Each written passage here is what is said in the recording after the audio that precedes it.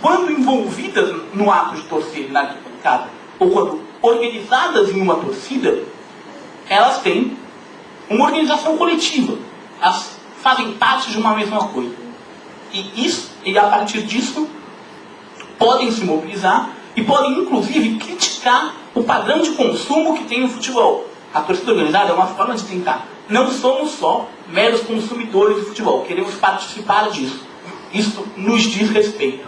Somos torcedores, mas somos torcedores que nos importamos com os rumos do nosso time. Atualmente, os clubes negociam diretamente com essas torcidas, eventualmente pedindo apoio para uma coisa ou para detratar alguém. Então, ao mesmo tempo que são críticas, a partir do momento que elas se institucionalizam, elas servem de instrumento de reprodução capitalista dentro da própria dinâmica de torcida dentro dos clubes.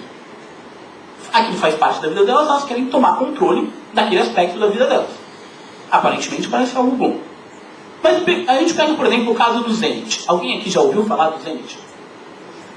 O Zenit é um time russo que a torcida achou por bem não deixar os jogadores negros jogarem. Então, por mais que o técnico às vezes deseje que um jogador negro participe, seja do Zenit, a torcida começa a jogar pedras em qualquer jogador negro que tentar jogar no Zenit e avaiá-lo constantemente. É impossível para a diretoria do Zenit contratar um jogador negro. Impossível, porque a torcida assim não o deseja. Então, não necessariamente a organização política de uma torcida para participar das decisões sobre o clube vai ser algo positivo. A gente tem, por exemplo, também o caso da Lazio, na Itália, que é uma torcida que tem inúmeros elementos racistas, tem uma organização muito forte nesse sentido. É uma torcida.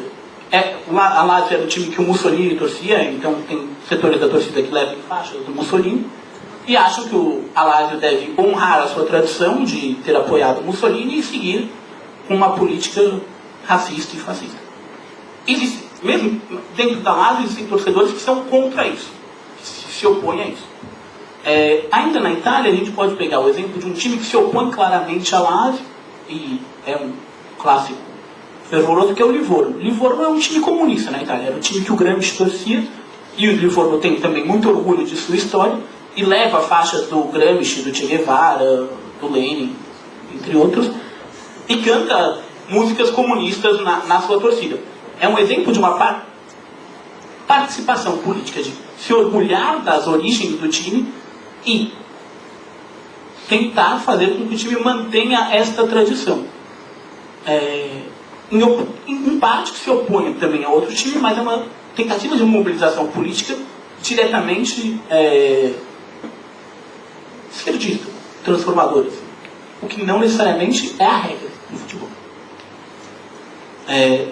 Vamos aqui para o Brasil, então. Aqui para o Brasil, o que mais chama atenção do ponto de vista de organização de torcida, torcida organizada no Brasil, é a Gaviões da Fiel. Não tem como falar do tema sem falar deles. A Gaviões da Fiel, ela surge visando a derrubada do Vadielu, que era presidente do Corinthians há mais de 15 anos, e eles falavam que eles viviam, era ditadura no Brasil, e eles falavam que eles viviam uma ditadura interna ao Corinthians, além da ditadura no Brasil. Então eles se envolvem na derrubada do Vadielu, derrubam o Vadielu, e relacionam isso muito rapidamente com uma luta por democratização da sociedade. A Gaviões da Fiel, ela se engaja na luta por direta já no Brasil. Ela é participante, leva faixas, faz debates. É uma torcida fundada por corintianos, mas não por corintianos de vários tipos, mas tem uma clara influência na sua fundação de estudantes de ciências sociais, história, desde a sua fundação, e isso é marcado na torcida.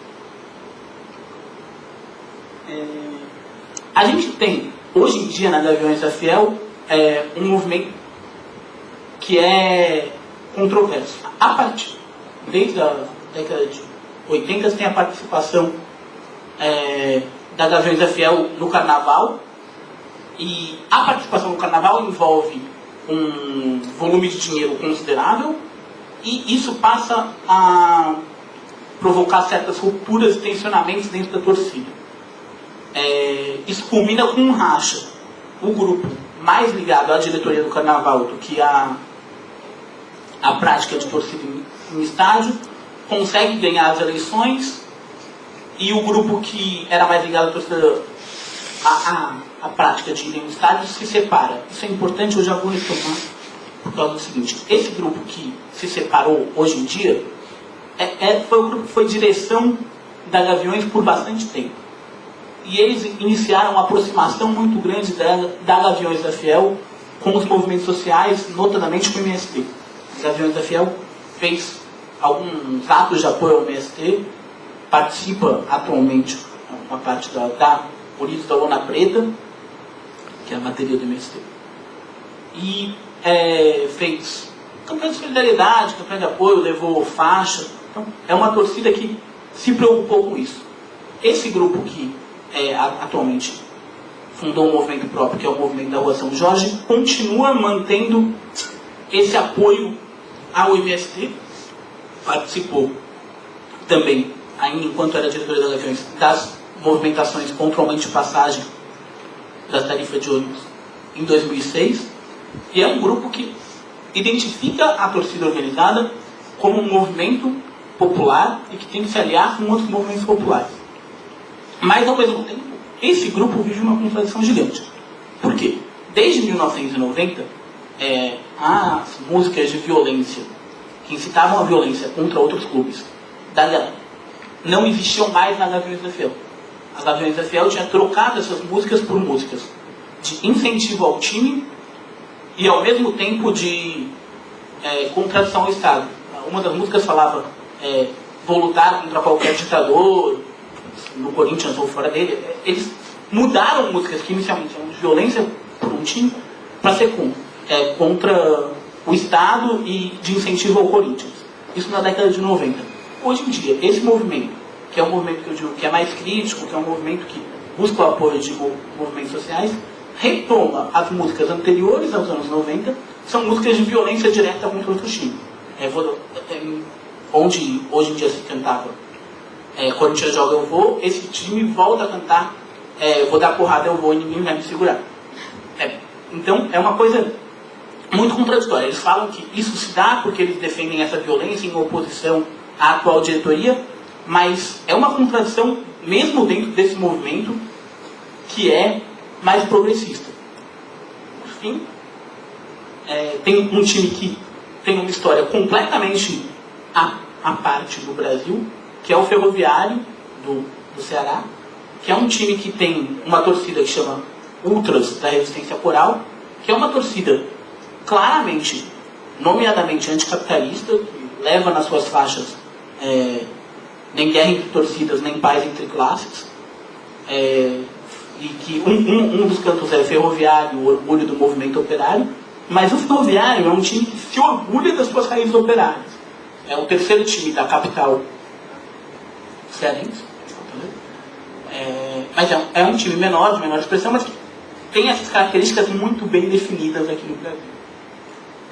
Por fim, pensando nesse processo de tornar o futebol como um espaço de consumo, pensar também no processo de expulsão das torcidas organizadas que tem sido feito com vistas à Copa de 2014, resta para a gente pensar que ou as torcidas organizadas e as pessoas que se importam com mobilização popular e futebol e acham que as duas coisas podem ser relacionadas, ou essas torcidas organizadas e esses torcedores reconhecem quais são os verdadeiros inimigos dentro de uma disputa dos rumos do futebol, ou elas são fadadas a desaparecer enquanto agremiações políticas de disputa pelo futebol.